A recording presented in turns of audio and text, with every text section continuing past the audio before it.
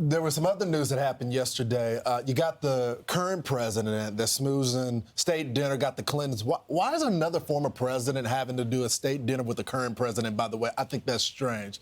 But in contrast, just like when we showed you the funeral with Donald Trump there with the people, mourning with them as Joe Biden is with all the celebrities across the street, Donald Trump went to a Chick-fil-A yesterday and was talking with the workers, and it was such an organic moment because you had all these people that obviously knew that the president was there, but were Trump supporters as well, minorities. Watch.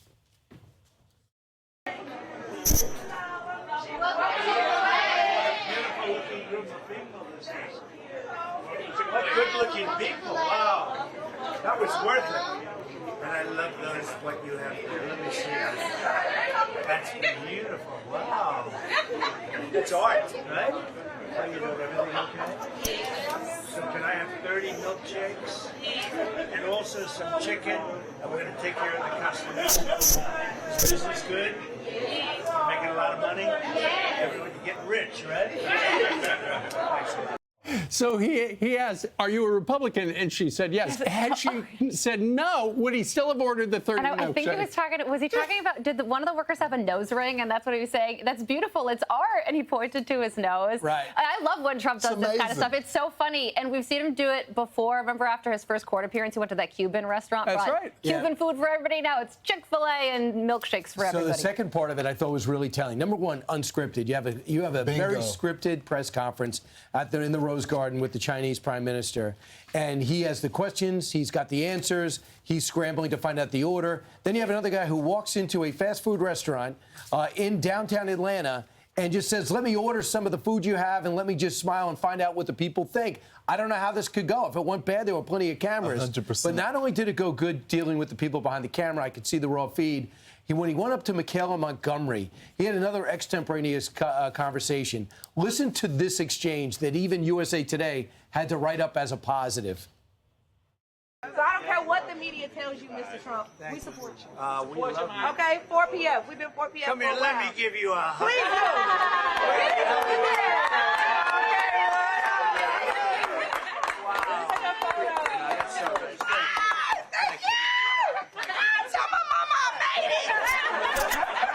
Just to put it in perspective, Atlanta is the modern-day Black Wall Street, where all black businesses flourish.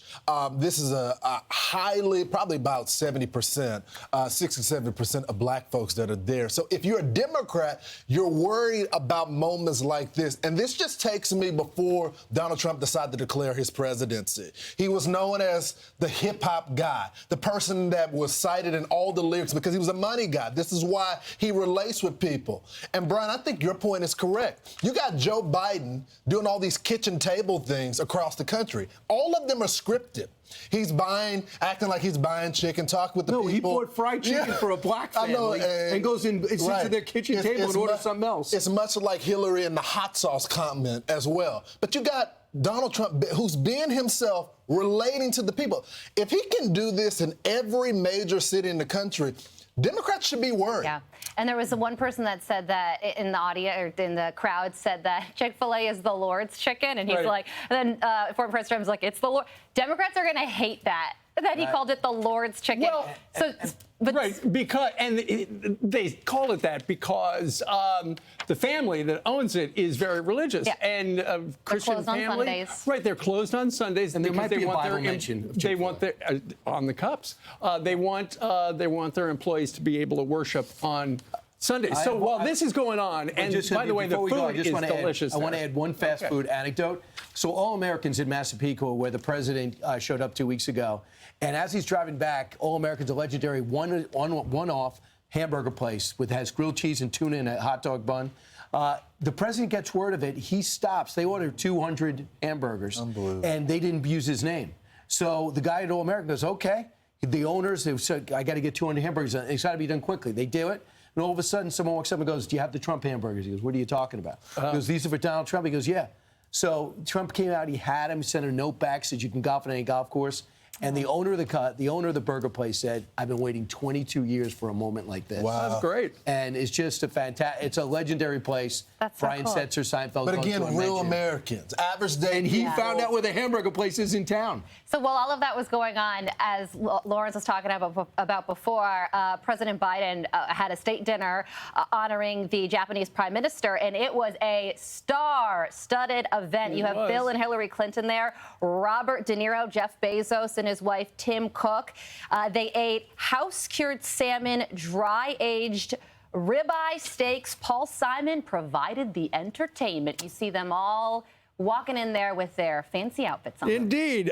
Jamie Dimon was there. Tim Cook was there. Jeff Bezos was there. Robert De Niro was there. Robert De Niro was asked by one of the reporters, what do you think about 2024? And he said, "What do you think?" So essentially, he was channeling one of his characters.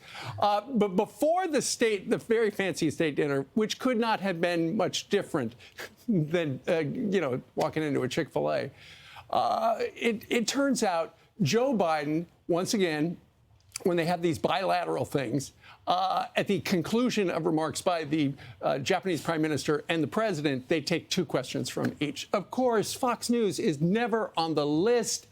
And we know that in years, Joe Biden has never put Fox on the list of pre-approved reporters. But nonetheless, not only is Fox News not on it, but Joe Biden has trouble remembering who's next. Watch. Okay. Next question. Who do I call on next? Hang on a second. I got my list here. Hang on. I apologize. Well, it just wasn't that moment. It was when they were both the Prime Minister and Joe Biden had to give a statement.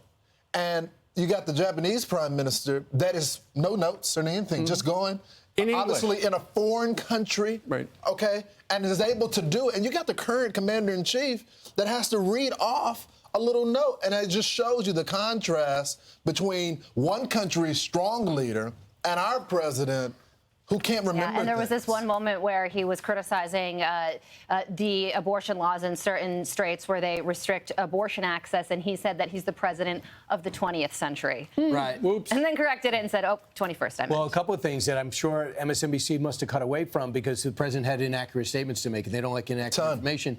Like, for example, when he says inflation's high, but it was a lot higher when I took over. No, it was 1.9% skyrocketing. That, and he also had another thing where he talked about the border with the former president. 2 things that are totally inaccurate back to back, but it's just amazing how obvious it is that he's scripting the questions. I would love to know. Does a Bloomberg reporter get submit his question or her question ahead of time? These reporters, did they? It looks like he has the answers right already away. Right there. He's got the answers. He's reading off a card. How would he know that? Is he Kreskin? That would great be question. Right. It is a good question. Would be great in the audience.